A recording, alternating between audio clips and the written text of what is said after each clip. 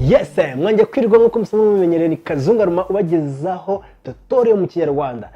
So uyu munsi cyo mbazanira niki? Uyu munsi ngiye kubasobanura uburyo ushobora gukoramo export.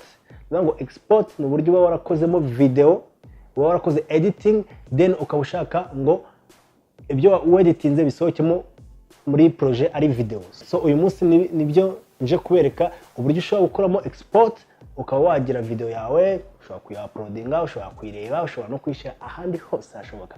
So nucikwe ni mu mwanya nkuko mubimenyereye. Yes, turagarutse aho ngiye kubereka uburyo nyine ushobora gukoramo export. Nabango no uburyo ushobora gusoramo video yawe uyisohora muri projet. Nabango warangije projet, warangije gukora editing. So nabango rero ibyo wamaze gukoramo editing urashaka ngo bisohoke ari video ushobora kuplayinga ukaba wareba. Murabizi ko ushize naberetse uburyo ushobora gufungamo soft ugakora input no gushamo ama image yawe muri projet. Bango projet yanjye ugafungura soft yawe. So nuvuga iyo projet yawe imaze gufunguka icyo ukora ni cyo ukora input nuko nabiberetse. Ushobora kunyura muri iyi nzira cyangwa ukagera command E cyangwa se control E. Hanyuma reka mitemo amashusho nk'atatu nakora input nkayinjiza muri projet yanjye. Yes, niba iyo ama image yawe amaze kwinjira muri projet icyo ukora niki n'ubundi ugenda uhitamo ugenda ukora editing. Urugero ngenda ndashaka nkahitamo nka image nshaka gukoresha bashaka kuri timeline nkahitamo ni ya kabiri nayo nkayishyira kuri timeline. Ubwo nuvuga ngo ikintu ndi gukora ni ikintu nuvuga ngo ikintu ndi gukora ni nko gukora cut, ni nko gukora editing.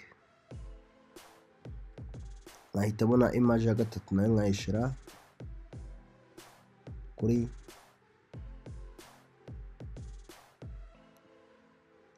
timeline. Nuvuga ngo warangiza ukareba ibyo weditinze uko bimeze. So nuvuga ngo ngiye ibyo neditinze bimeze biteye bitya. Wow, perfect. Nuvuga ngo iyo urangije gukora editing cyangwa se cut wamaze kwegeranya amashusho ukeneye wagiye uyahuza. So nuvuga ngo icyo ukora niki ni uko exportinga kugira ngo bisohoke ari video. So inzira ushobora gucamo ya mbere ni uzana kuri file, waza kuri file ukazana kuri export. Wamara kujya kuri export ugahitamo no kuri media. Iyo ni inzira ya mbere. Iya kabiri ni shortcut nuvuga ngo ukanda control M cyangwa se command M kubakoresha Mac. Command M cyangwa se control M. Urabona bifunguka gutya. So hano iyi urabona harimo amaforma atandukanye. Abakoresha MP4, ushaka ifoto, ushaka iki. So nuvuga ngo abashaka nka MP4, so iyi ngiyi niyo nkoresha kuko ariyo ituma video yanjye iza muri MP4 niyo mitamo. Hano kuri preset nuvuga ngo nayo nindi forma, nuvuga ngo ni nka size ya video yawe. Kwa kundi bavuga ngo video yanjye ndashaka ibe ifite izi megabyte, ndashaka ibiri high definition, ndashaka video yanjye ibe ifite size za YouTube, ifite size za phone.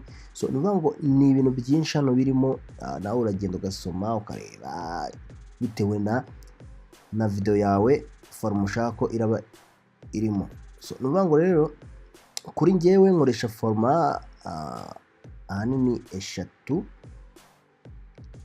Iya mbere sora high definition ya 720p kuri 25 pixels cyangwa se nkaba nasohora 1080 kuri 25.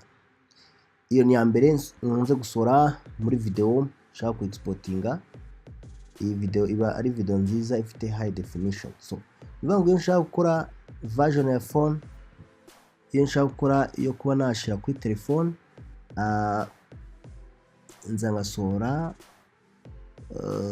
iyi ngiyi Android phone ya wide screen ifite kuri 25, uvuga ngo ni video ushobora gukina kuri telefone ifite megabyte nkeya zishoboka. Okay, so ngenda ndashaka guhitamo iyi. Ikindi nababwira, hari igihe video yawe ishobora kuba ifite megabyte nini cyane. Urugero, urabona ko size za video yawe uzirebera hano hasi, wo wifuza ko kugabanya nka size yawe, urugero ukavuga ati ndashaka ko iri bugire nka megabyte 2, uza ukagabanyamo hano, uraza ukagabanyiriza hano, urabona hano igize 3, warangiza kugira, urabona ubu igize megabyte 2 gusa. So warangiza icyo ukora niki, hano bivuga ngo uhitamo ahantu ukeneye ko video yawe iri busohokere. Urugero ugaklikaho, ngenda ndashaka ko iri busohokere kuri external yanjye. Hano niho uyitinemo, hano niho bayitirira. Ndashaka kwita Kigali, ndashaka kwita Kigali. Kigali ndayikunda cyane. Ni umujyi mwiza cyane uryoshye, ufite umutekano, isuku, abaturage bayo b'umujyi barakundana cyane. So warangiza then ukahitamo save. Urabona nk'hano bahita bakwereka ko video yacu iraba iri muri MP4, hanyuma ugahitamo save. Hanyuma nta kindi kintu ukora, ukora export.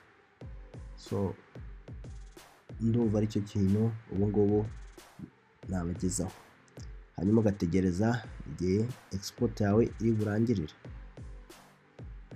Yes, iyo export irangiye, reka turebe video yacu uburyo yasohotsemo.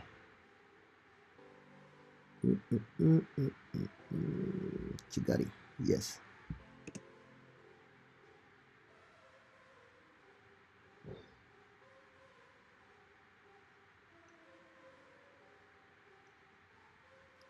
Perfect. So urabona ko video yacu ubu yasohotse ari video nziza. Bura iyo unabishaka munsi washiramo soundtrack, washaka ukashiraho andi majwi ukeneye. So mu by'ukuri urabona ko export uburyo ikorwamo, bivuga ngo uburyo export ikorwamo najyana nongeye mbibutse. Bivuga ngo uba ufite image zawe, warangije gukora editing, wamaze gukora cut, wamaze kwegeranya buri kimwe cyose ukeneye, warangiza ukakanda ushaka inzira ya bugufi ukanda command M ku bakoresha Mac, ku bakoresha Windows ukora control M, cyangwa se ukaza ukanyura hano kuri file, wamara kunyura kuri file ukaza ugahitamo kuri export ugahitamo media. Yes, murakoze cyane. Yes, wowe umaze kureba iyi video nimba yagushimishije, ndagusaba gukora subscribe. So nimba itaragushimishije, ubwo ni ugushaka uburyo ubutaha twazabiryoshya bikarushaho kumera neza. So nimba ufite igitekerezo, ndagusaba gukora kubishiraho commentaire munsi, cyangwa se ukarayikinga video.